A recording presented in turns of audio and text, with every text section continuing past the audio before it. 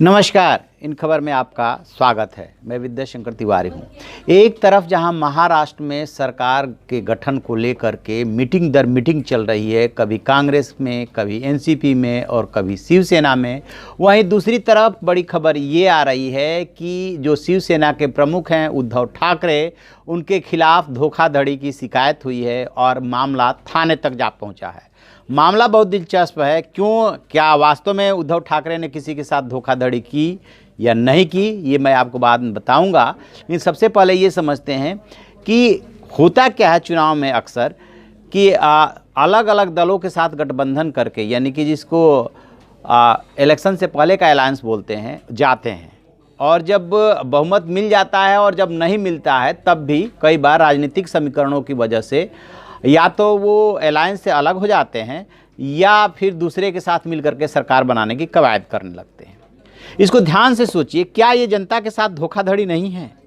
पहले आप बीजेपी के साथ चुनाव लड़े और चुनाव लड़ने के बाद हिंदुत्व के नाम पे वोट मांगा और जैसे ही रिजल्ट डिक्लेयर हुआ उसके बाद सीएम पोस्ट को लेकर के आप अड़ गए और बीजेपी से एक तरह से नाता तोड़ लिया। बीजेपी अलग हो गई, शिवसेना अलग हो गई और जिन दलों के खिलाफ चुनाव लड़े थे यानी कि कांग्रेस और एनसीपी, उन्हीं के साथ आप सरकार बनाने जा रहे हैं। सिर्फ उद्धव ठाकरे की बात नहीं है, ये अक्सर जो है होता है, केंद्र की राजनीति में भी होता है और प्रदेशों की भी राजनीति में होता है।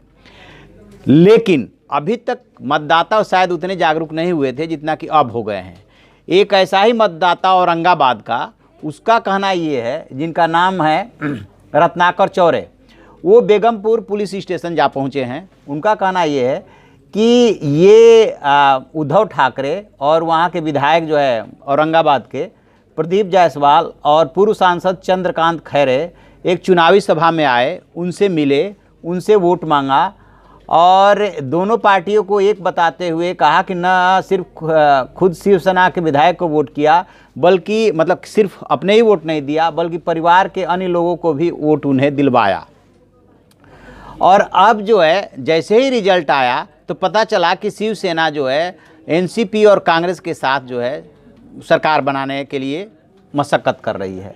तो वो अपने को ठगा सा महसूस कर रहे हैं। और अब इन्होंने क्या किया कि उनका कहना यह है कि जिन पार्टियों के खिलाफ आपने चुनाव लड़ा उन्हीं के साथ सरकार बनाने की आप कोशिश कर रहे हैं, ये मेरे और मेरे परिवार के साथ धोखाधड़ी है, चीटिंग है।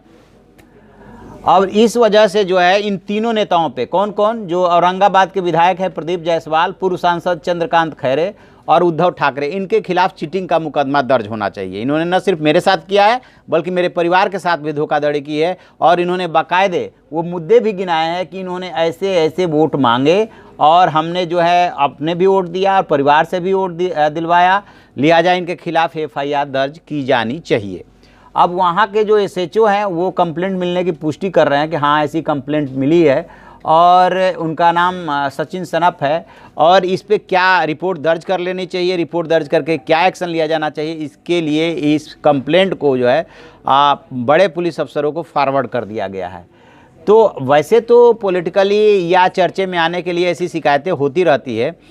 बेशक इस मामले में कोई एक्शन हो या ना हो, क्योंकि हो सकता है कि 2 दिन बाद वो वहाँ के चीफ मिनिस्टर बन जाए तो एक्शन होने का वैसे भी सवाल नहीं उठता। बट जो मतदाता ने सवाल उठाया है वो सवाल बहुत ही मौजूद है, प्रासंगिक है कि ऐसे कैसे हो सकता है कि अभी आप जो है 24 अक्टूबर को रिजल्ट आया था, महीना भर पहले किसी और के साथ थे, वायदे कुछ और थे, हिंदुत्व मुद्दा था, तब के सीधा हिंदुत्व मंदिर वगैरह वगैरह, और उसके बाद रिजल्ट आते ही सीएम के लिए आप पलटी मार करके उन लोगों के साथ जा कर के खड़े हो गए जो आपके खिलाफ चुनाव लड़े थे, यानी कि एनसीपी और कांग्रेस के साथ। तो ये जो सवाल है राजनीति के लिए, जो पल पल राजनीति वहाँ की बदल रही है, उसमें बहुत प्रासंगिक है, बहुत मौजूद है। और यदि इस पे लगता तो नहीं कि थाने से कोई न्याय हो पाएगा, लेकिन ये मामला इस तरह का यदि कोर्ट पहुंचता है तो ज़रूर कम से कम बहस के लिए और विचारणी तो बनता ही है कि राजनीतिक दल जैसे फ्री वीज का वादा करते हैं वो रिश्वतखोरी है। ये मामला उठ चुका है, चुनाव आयोग तक जा चुका है कि ये सब नहीं होना चाहिए क्योंकि वो एक तरह से रिश्वतखोरी है। ठीक इसी तरह से वायदा, अपना संकल्प पत्र जारी करते हैं, घोषणा पत्र जारी करते हैं, वादा करते हैं, उसके बाद सत्ता में आने के बाद उस वायदे को निभाते नहीं हैं और जिसके खिलाफ चुनाव लड़ते हैं उन्हीं के साथ जो है फिर सरकार जो है बनाने लगते हैं। ये एकदम जनता के साथ धोखाधड़ी है, मतदाताओं के साथ धोखाधड़ी है, नीतियों के साथ धोखाधड़ी है, सिद्धांतों के साथ धोखाधड़ी है।